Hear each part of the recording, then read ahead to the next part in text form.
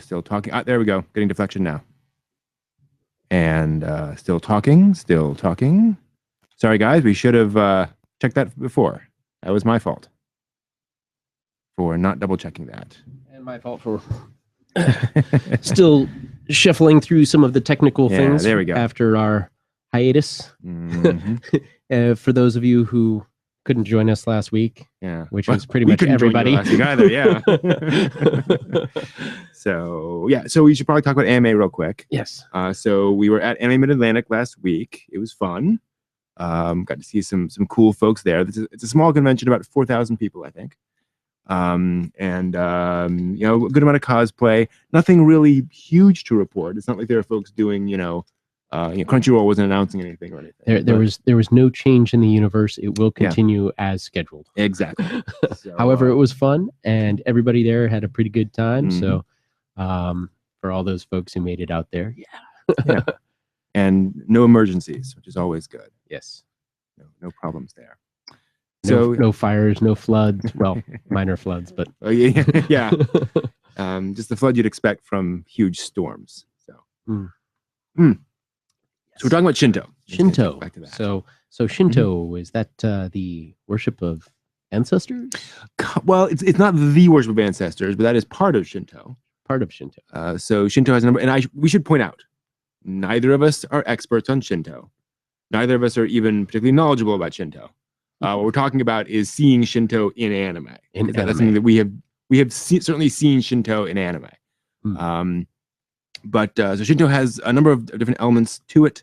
Some of those include reverence to ancestors, not worship of ancestors that per se, but reverence to prayers to things along those lines. So they're not setting up the ancestors as deities exactly necessarily. But that said, there is there's also the aspect of gods and nature gods. So as with any major religion, Shinto seeks to explain the world through a certain cosmology, a certain way of explaining the world. And one way they do that is with a lot of the idea of many, many gods. So as opposed to, say, Christianity and Judaism, which is a monotheistic, or even the Greeks and the Romans, which were polytheistic, this is what we might call a massively polytheistic religion, like a massively multiplayer game. The idea is there are millions of gods out there. There's a god of tofu, and tofu god. Sure, if there's a god for everything, then there's a god for that. There's a god for streets. There's a god for anime. Yeah, you name it, there's a god for it. And also that places have gods. So a particular location will have a god that is the god of that place, literally. So yeah, similarities to animism, not in the sense of animals, but animism meaning that an object has the qualities of an animal or of a creature. So that is one of those issues, and one of those aspects of Shinto. And now Shinto also has the idea of gods and creatures that are animal in type. So there are various Japanese creatures that are said to have mystical powers. So like the kitsune, the Japanese fox. Oh, with the trickster. The trickster. Exactly. And the tanuki, the raccoon dog. With their pouch. Exactly. And their transformations and so forth. So these these come out of Shinto or are perhaps lumped in with Shinto. They're kind of part of Shinto, but they're also, as with so many things, there is these things evolved as part of Shinto, as part of those beliefs, as they yes, and as Dee says, check out Culture Shock for more. We talk about those there. So you see these in lots of different anime. You see elements of these. You see the shrines, certainly. You see the Tori gates, those red gates. Oh, right? those There's are also- beautiful. See those all over, not just in anime, but actually if you travel there. Mhm. And you see not just shrines in the sense of large buildings, but also in the sense of small roadside shrines. So if you see, let me see if I can pull this up in Totoro, there are several roadside shrines as they're going along, and see if I can show you there. So there's the one, there's that one there certainly. So let me pull that up for the fine folks, and see if we can get that screen. So this is May, and that moment where she's wondering, yep, that's a kitsune. That is a Japanese fox, transformative fox. And it's wearing looks like a scarf there. Yeah. So in these little roadside shrines, kitsune especially will get these sort of capes wrapped around them, and as part of the religion and such. And it's a thing you do to kind of honor those creatures. And the kitsune traditionally guard the kind of the rice god of Shinto. So it's kind of why he is there. And you'll find these all over the place in Japan, and in these little spots all over Japan. There's also a moment, we'll see if I can find the thing, because there it is. So when it's raining, Satsuki and Mei stop off in this little spot, this little shelter, which has a little statue of a small god in it. It's a Buddhist god. And again, that kind of gets wrapped into the story, or into Shinto, if you will.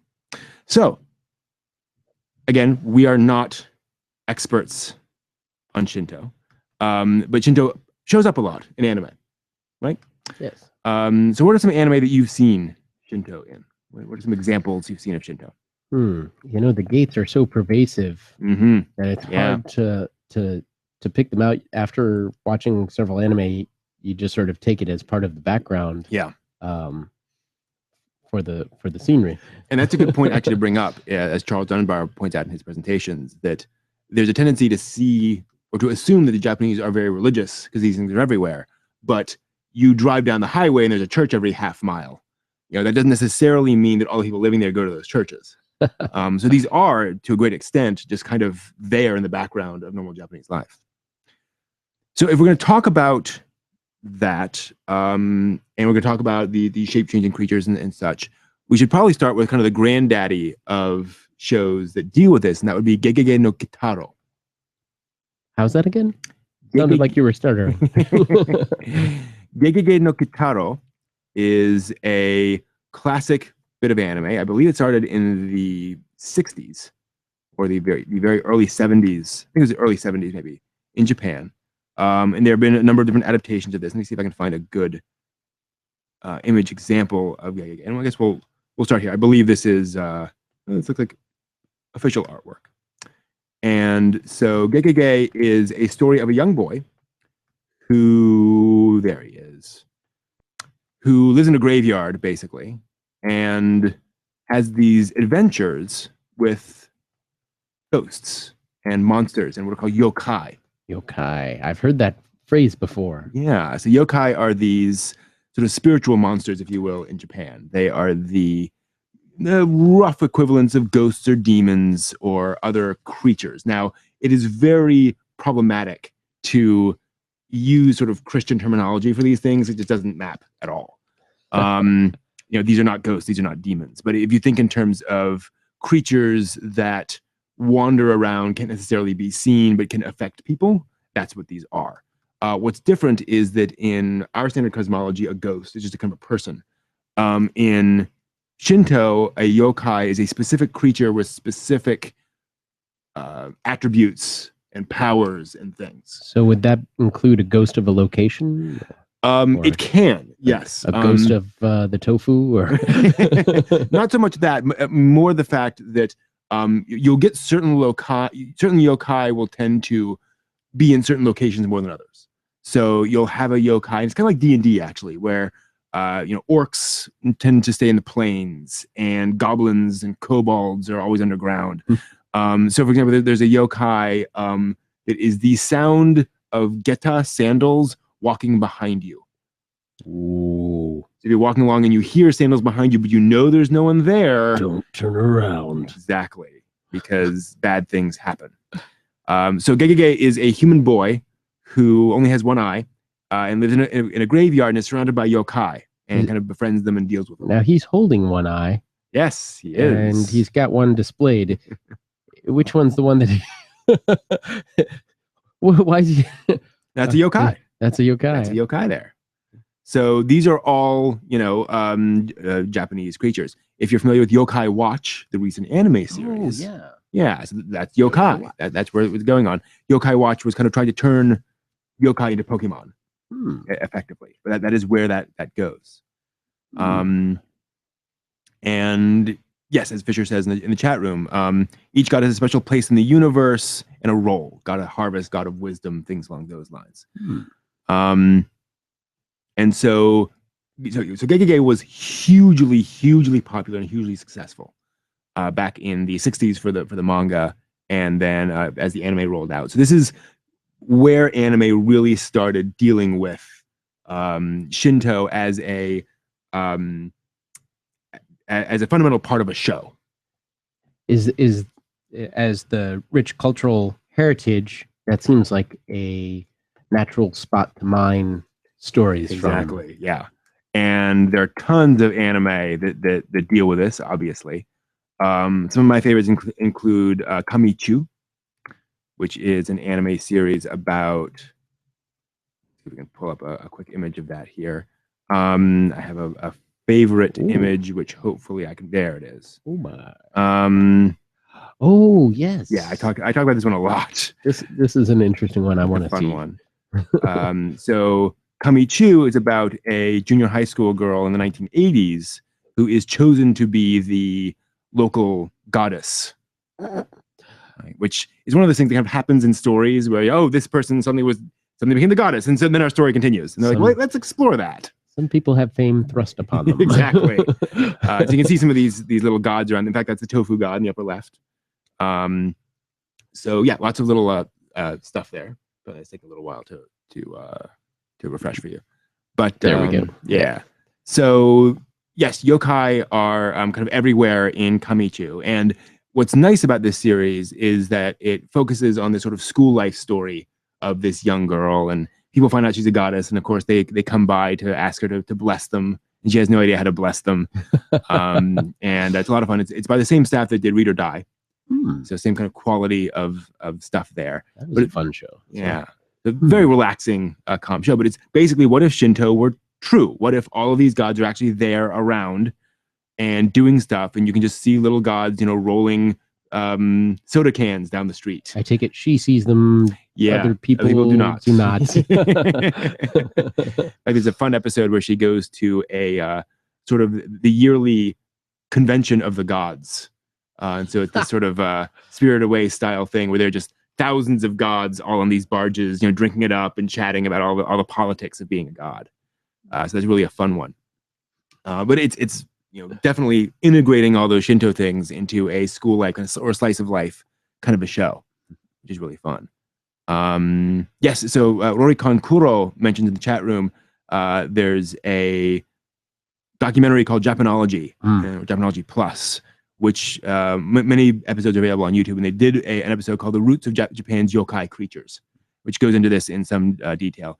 Japanology is a great, very factual, essentially documentary series about Japan. And I see Mushishi is mentioned. Yes, absolutely. So Mushishi is another good one. Partly, and the thing is that Mushishi doesn't really deal with Shinto that much. But the concept of these small exactly creatures having an impact, supernatural impact on the world. Right. So Mushishi is more conceptually that, without any of the actual Shinto religious elements to it, or artifacts to it, if you will. Now, in Spirited Away, I seem to remember the gate and several different creatures and the different spirits that show up. Yeah, Spirited Away is very Shinto. Now, Miyazaki is not religious in that sense. So he didn't make Spirited Away in an attempt to literally show Shinto realistically. It was more taking those elements and having a fun and entertaining version of those in his movie. Pick and choose and throw them into the story. And so Shintoism is not the only thing that gets thrown into the anime. Other mythologies are fair game. Sure. And especially in a culture that has merged Shinto and Buddhism. Lest we forget, Buddhism came from India, and it is a specific faith over there, or belief system. And the variety of Buddhism in India may be a little bit different than the variety in Japan. Probably quite a bit, come to think of it. So yeah, you have these two different things that are kind of merging, but also continuing on side by side. And then there's other influences in different parts of Asia. Confucianism had an impact on society, and that more as a social structure than as a religion, but had impact on the religion as well. Sure, yeah. It's not accurate to say that Confucianism evolved into Shintoism, but it's more that Confucianism was there, and then Shinto kind of evolved along with it, and elements of Confucianism kind of worked their way into Shinto over time. And again, we're not experts. We're not trying to make this clear. We're trying to give sort of general, broad brushstrokes about how all this works. But when you see anime, you can pick out these things in them, and you say, "Oh, I recognize that," and you don't just passively absorb it. Right. Because if you passively absorb it, then you're not really getting the full impact of, oh, that's what they're referring to. You have the inside joke now. Yeah, exactly. And you have shows like The Eccentric Family, which is another good example of this kind of a story, where this is about a group of tanuki and kitsune and so forth living in modern Kyoto. Again, modern Kyoto. Modern Kyoto with tanuki living. Right. And the idea is these things are still around. They're just around the next corner. They're just, you can't see them. Know. Exactly. And so it's a good example of integrating Shinto beliefs into kind of real life, if you will, and saying this is still relevant in that sense, that there are, and it's a good example of how a lot of people in modern Japan are struggling with this idea of how to, not struggling, but dealing with how to integrate traditional religious beliefs with the modern world. And this idea that it's still there, it's still relevant. It's still useful to know these things, because you never know when you might run into a tanuki. It's interesting that you mentioned this combination, because we've seen throughout Japan's history a building up, and then different disasters strike, things get torn down and then rebuilt, and you have a combination of ancient and modern back to back, and making sure that those work harmoniously is something that they've been fantastic about. Be it earthquakes or wars or fires. And so being able to see both of those in an anime really kind of shows you it mirrors life in some ways, because if you when I was walking in Tokyo, here are all these high rises, and then I come across a temple. They've got the big arch, the red arch, and what was that called again? A torii gate. A torii gate. And everything inside passing through that gate was, it was obviously not of this cut from the same style as the high rises with glass and steel next to it. And understand, that is literally sacred space in Japan. That is holy ground in a real literal religious sense. So you don't just raise that and build a high rise on it. That has to stay as it is. So you have these weird little places where you round a corner and here's a little shrine, because it's been there and you just can't change that. You're not going to build a high rise on that spot. Exactly. Are you trying to get everybody mad at you? Yeah, exactly. And you're right, Sean. Tengu also show up in the Eccentric Family. It's a good point. I want to see that. Walk down the wrong alley and then all of a sudden, tanuki. Yeah, it's really fun and exciting. And yeah, so that is definitely a thing. So we mentioned those things about that, and we mentioned Spirited Away. Another Miyazaki movie that deals with this is also Princess Mononoke, but that is even more kind of not exactly Shinto. And I have no point in putting up screenshots because you all know what Princess Mononoke looks like. But the point is that Princess Mononoke is about this idea of the gods being close and the gods being connected to nature and the gods having power over nature. And the idea that they are watching us and that if we create an imbalance, that then the gods can get angry and the gods can respond back through nature. It's interesting when you have a concept of gods plural that draws a limitation to their power, which makes the ability for interaction between them amongst themselves more of a storytelling thing. This is a limited power creature, but has awesome power. And so you can have success or failure, where having a singular all-powerful god kind of limits the, how do you go against an all-powerful god? Right. And you're right, Sean. Princess Mononoke evokes an earlier pre-Shinto Japan, as Sean Byers points out. And that's an important point. Princess Mononoke is about, in a sense, the world as the world in Japan that created Shinto. Where did those beliefs and those ideas come from? What was kind of in the collective unconscious of the Japanese people that created Shinto? That's kind of what he's exploring there. The spirit of the forest. Exactly. Conceptually, I mean, you could even apply that to modern ecology. The spirit meaning breath. If this forest is not alive and breathing and thriving, it's dying and failing. And so, the applications.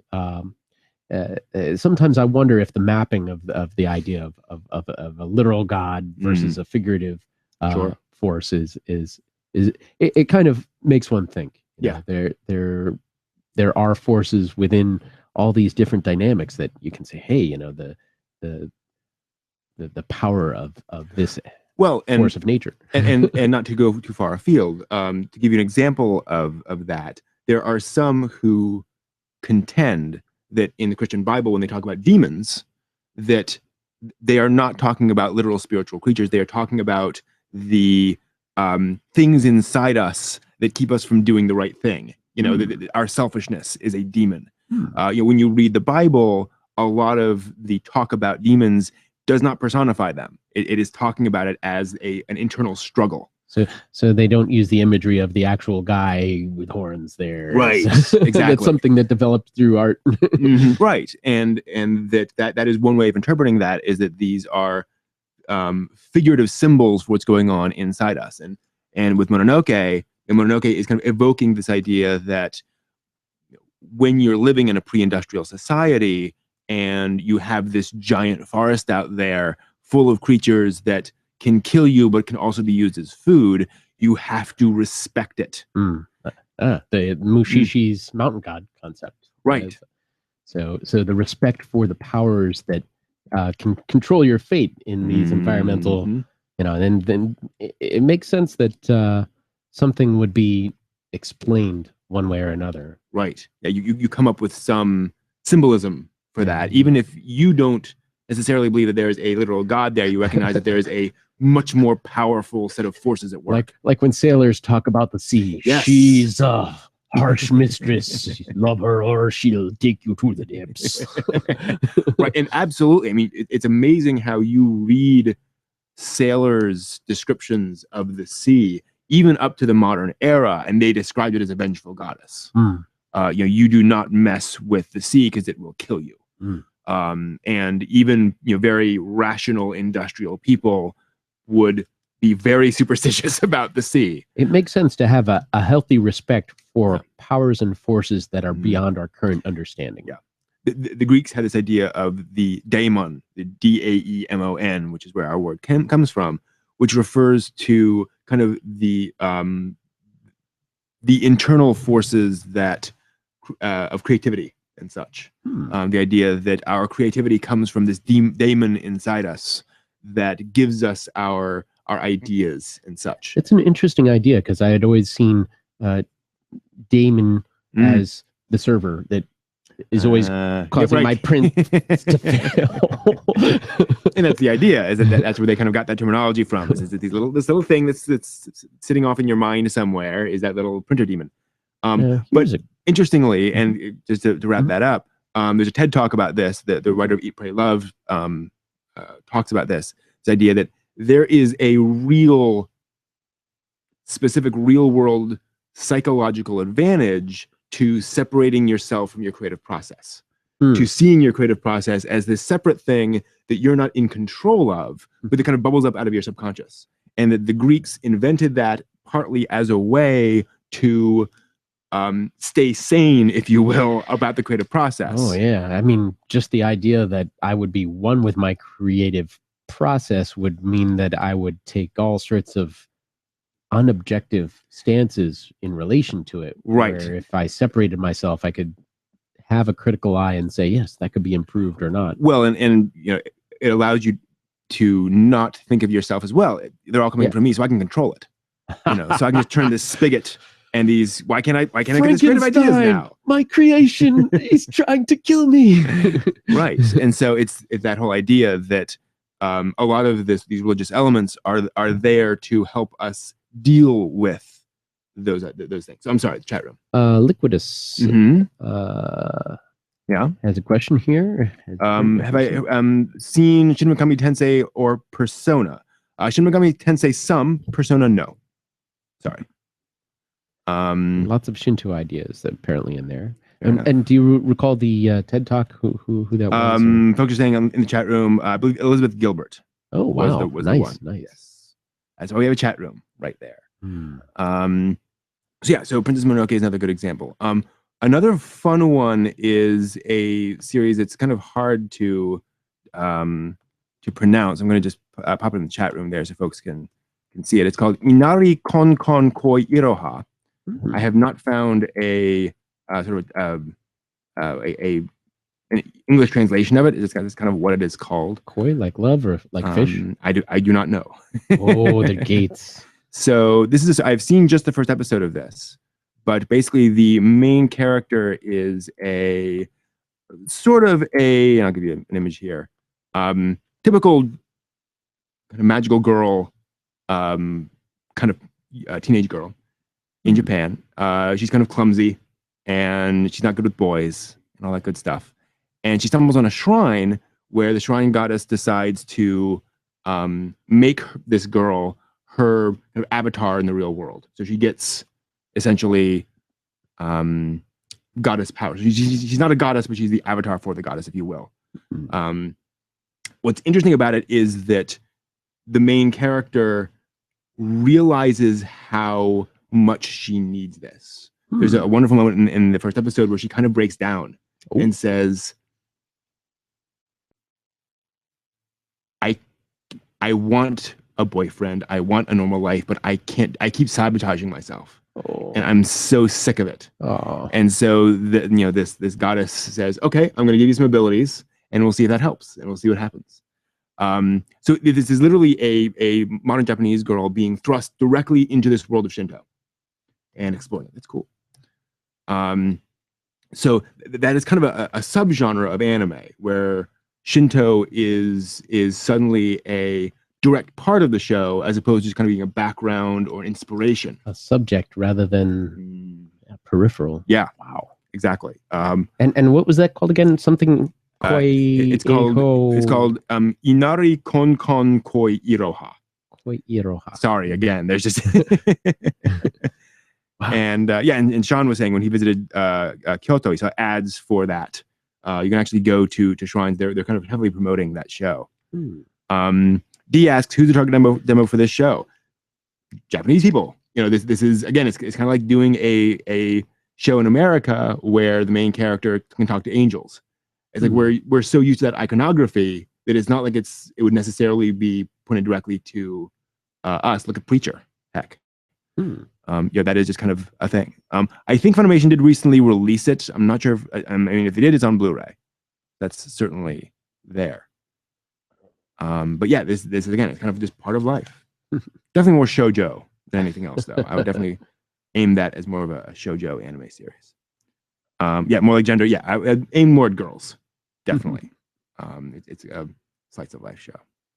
So yeah, so there's some things that show up. So obviously there are the Miko, the shrine priestesses, the white and red. We see girls. that so frequently in anime. Now I'm gonna see that and I'm gonna go, oh, okay. Exactly. One of the best known being Ray from Sailor Moon, Sailor Mars, being kind of the canonical shrine priestess or Miko there. But they're certainly all over the place. There are lots of stories involving that, and there are also anime set at shrines, about literally what it's like to maintain a shrine and keep a shrine, plus festivals and such. Wow. So Inari did come out in Blu-ray last summer.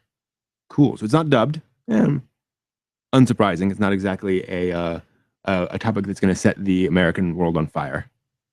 So Desert asks about the Toho series. Yes. So Toho, Touhou, is an absurdly popular video game series in Japan, which spawned a whole bunch of other stuff. There is a Shinto priestess in that, or a Miko in that. It's not really Shinto. It's more, here are a bunch of cute cosplay characters. Here's a girl wearing a shrine maiden's outfit, and who is technically a shrine maiden, but there's very little Shinto in the sort of Toho universe itself. It's a good example, actually, of, again, that's just being a costume, an outfit, a part of culture that then gets reused in anime and such, and anime stories. There's lots of Toho.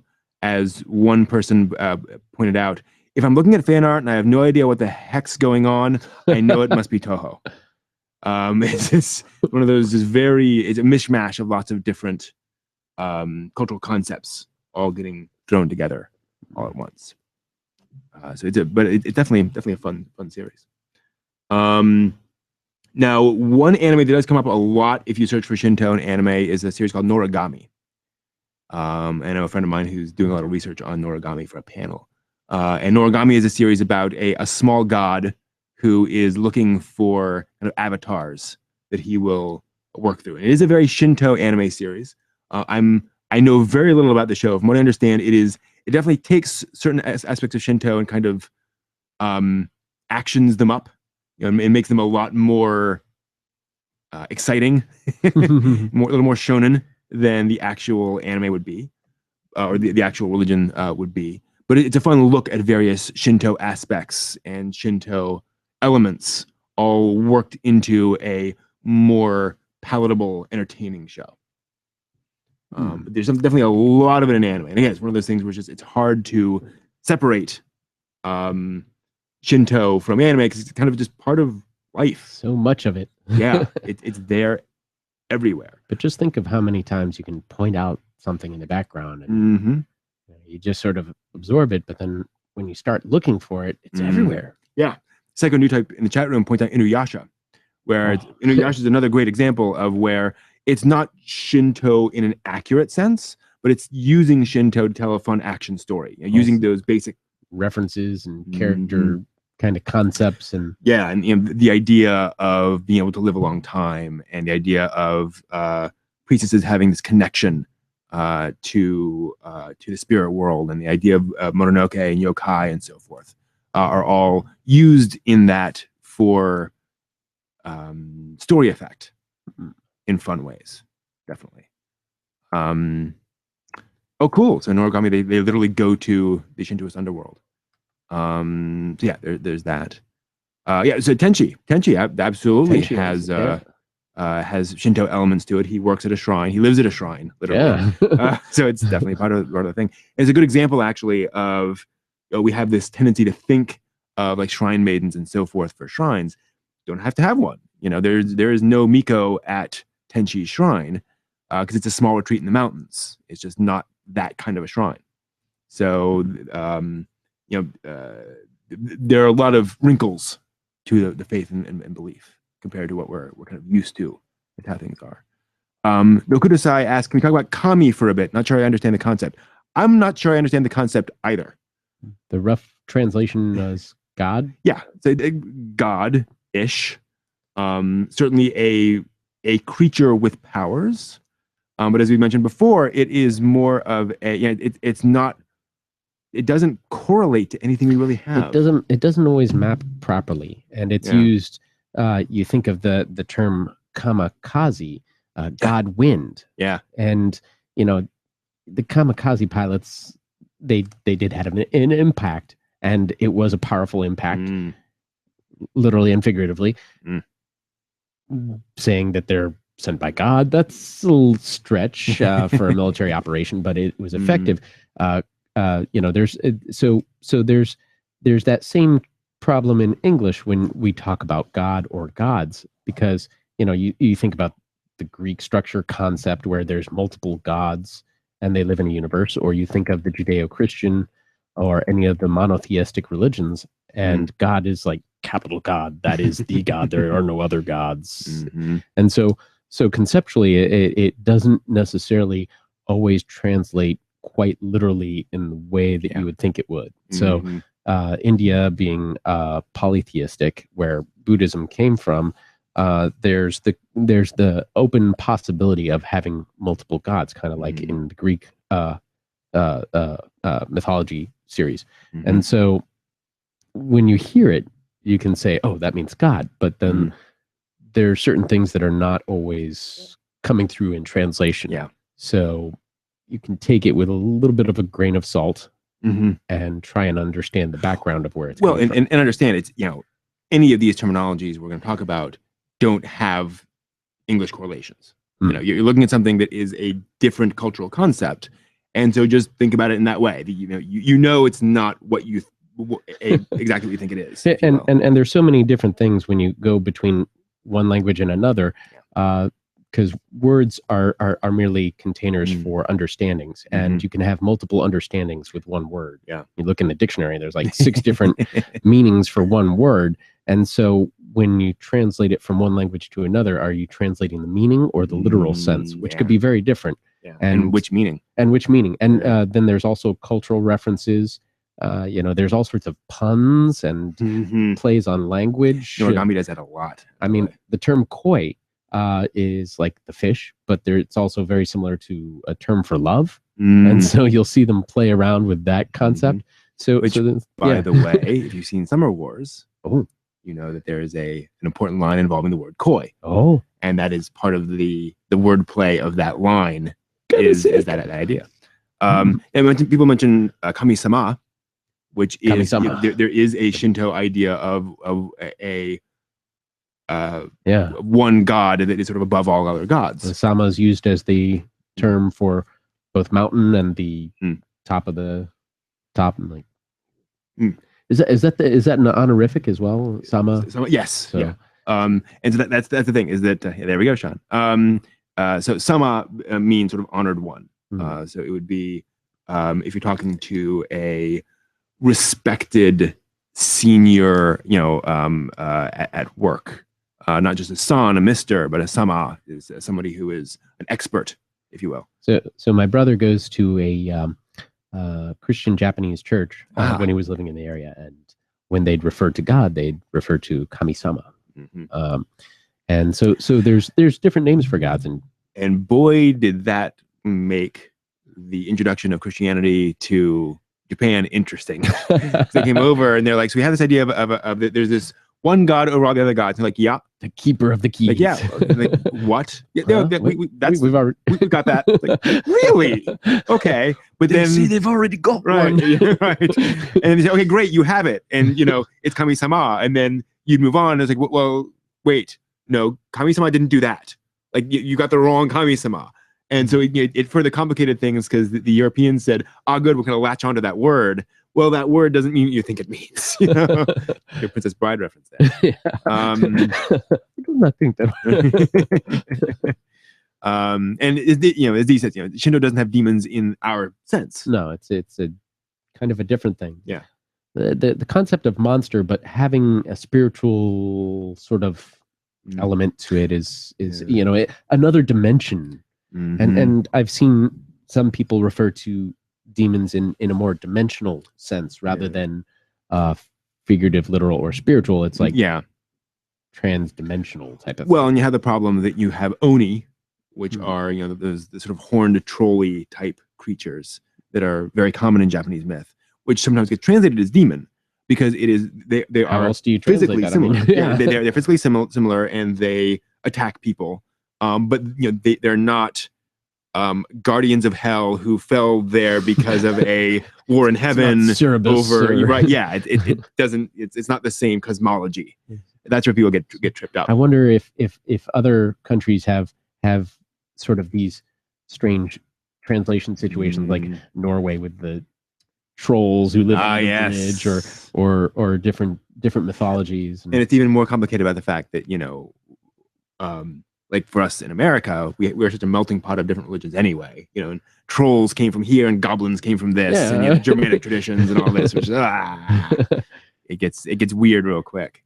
And again, this is another reason why Shinto is an interesting thing, because it is a belief system that grew up in relative isolation.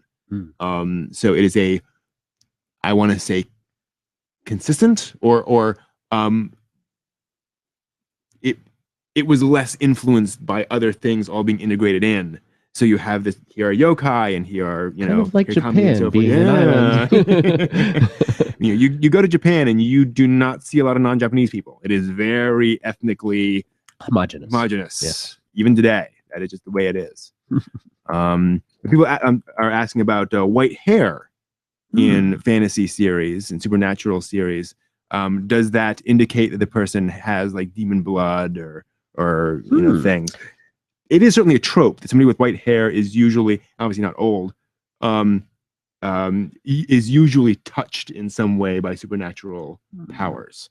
It's not all the time, but it is a symbol of that, partly because it can't be blue hair, purple hair, red hair, green hair, or whatever other color hair, because that just means you're a normal person. We kind of chosen all the other colors to just mean hair. So how else do you indicate that other than with white hair on a character? Shintoism and Buddhism, some overlap. You can have both belief systems. Exactly. Yeah. So those are two separate things that exist side by side in Japan. So you can think of it that Shinto is the religion, and again, I'm gonna mess this up, but roughly speaking, Shinto is how you relate to nature and your ancestors in the physical world, whereas Buddhism is how you relate to yourself and how you morally relate to the world. One of the things that kind of gives an understanding is Shintoism was there and Buddhism was imported from India. And so Shintoism grew as it was there, where Buddhism had to be introduced. And how is Buddhism introduced without supplanting or overtaking indigenous religions? It's incorporated. So, and they incorporated it by making it more of a moral philosophy than a set of beliefs about the dead or anything along those lines. So Buddhism became more like Zen Buddhism, where here's a way of thinking about the world, thinking about your behavior and how you should think about things. And then Shinto becomes about the religious processes and so forth. Shintoism for the wedding, Buddhism for the funeral. Shintoism is about those formal processes, right? And how all that happens. KamiChu says Buddhism through China. Well, Buddhism from India through China. So everything came through China. It's kind of hard to not. They didn't take the boat directly a long way around. Yeah, it kind of traveled its way over. Yeah. So tracing it to its root. Right. Exactly. So, that's very much how that went. So so Buddhism is this separate thing, and the reason we don't see as much Buddhism directly in anime is because of that thing. There are very few outward physical visual representations of being Buddhist in Japan. Now some things that we don't see as much in Japanese animation are very Chinese in nature, Taoism and Confucianism. However, Confucianism had a huge impact on all of Asia and traveled a little bit more. Although Taoism you do see a little bit to some degree. Yep. But in its formal sense, you don't see it nearly as much as Shintoism. Mm-hmm. So I think Outlaw Star had a sect of people who were extreme Taoists and had some sort of supernatural power based on their practices within Taoism, and Bebop had Boogie Woogie Feng Shui. Oh, the Feng Shui, feng shui thing. And Feng Shui can be more than what we in the West think of, just the arranging the furniture so that energies align, but whole complexes, including building design, layouts of cities, mountains, transportation, and we see that in that as well. With that episode, we see, hey, he was looking at the layout of the entire city. Yeah. And you have reincarnation in Buddhism. That is, reincarnation is absolutely a fundamental concept of Buddhism. Recycling. and it's one of the reasons why anime tends to have a very different worldview than over here, because they reference that reincarnation concept much more directly than we do. Because our, Western culture hasn't had that belief for the most part. So in Japan, there's a wonderful, fun, ridiculous anime series called Combustible Campus Guardress, which is about a teenage girl who is protecting the guy, the guy who will destroy the world or recreate the world or whatever the heck the thing is. It's basically a parody of all of these, fantasy OVA series where there's some guy who's going to recreate the world and you'll have to protect him. There's a whole battle over him. And so the main character is not only was she kind of born to do this, she's a reincarnation of the person, his bodyguard in past lives. So it's this idea that she is constantly being reborn to be his bodyguard. Wow. And what that implies for their relationship and how they feel about each other. He has in this form, he has no idea of her role. And so while they're friends, they don't have that connection that she knows she has to him. So it's a whole layer that you wouldn't have in a Western series with this kind of idea. Interesting. So cool.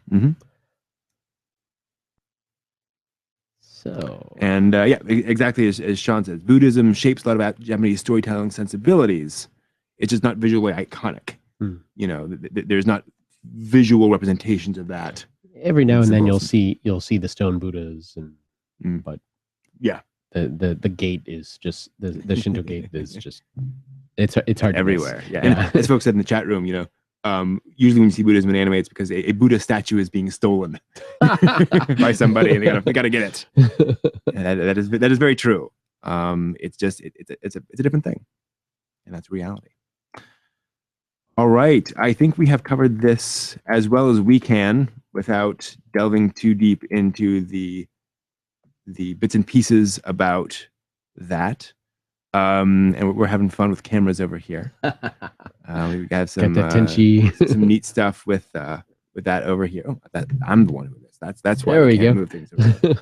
So yeah, we've been having some fun with our technology. We would if we can actually over a little bit. Show them. Oh, that's why, because I'm on the wrong thing. Is that the one, or is it the other one? There we go. The one. So yeah, we've got a camera on set now, so we can play around with our cameras and check this thing out in the background here. Yeah, this is one of the things we've been playing around with is our little D&D landscape in the background.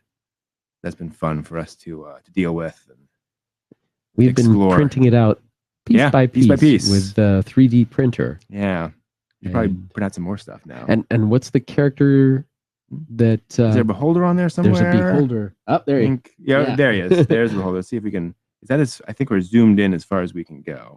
Maybe next time we'll set it up a little closer and have a background. That's a long ways away, actually. So yeah, so that's a bit of fun that we're playing around with there. Oh yeah.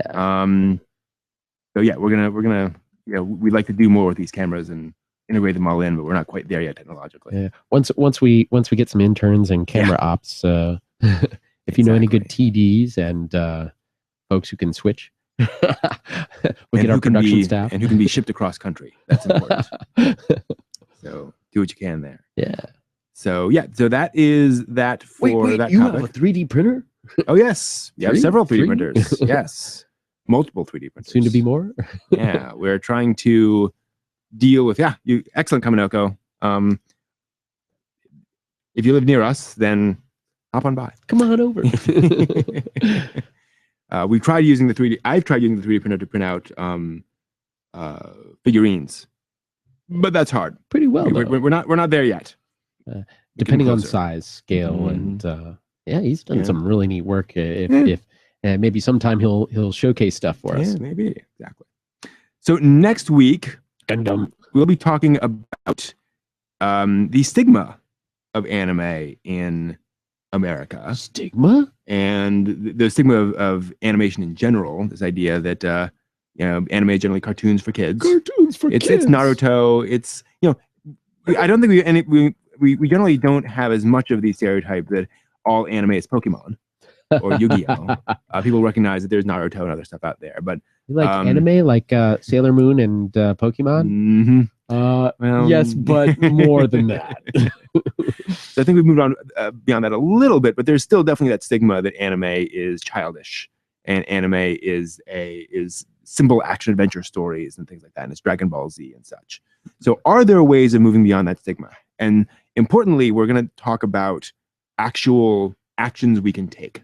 Yeah. What things we could really do. An action plan. Yeah, to help out anime. That'll be our topic for next week. So thank you all very much for joining us. We are here every Friday, starting at 9:30 p.m. Eastern for this live show. And hope you will join us next week for that. We have plenty more videos coming up. And thank you all for joining us. Thanks for joining us. Yes, hope to see you in the chat room. Yeah. Take care. See y'all. Bye-bye.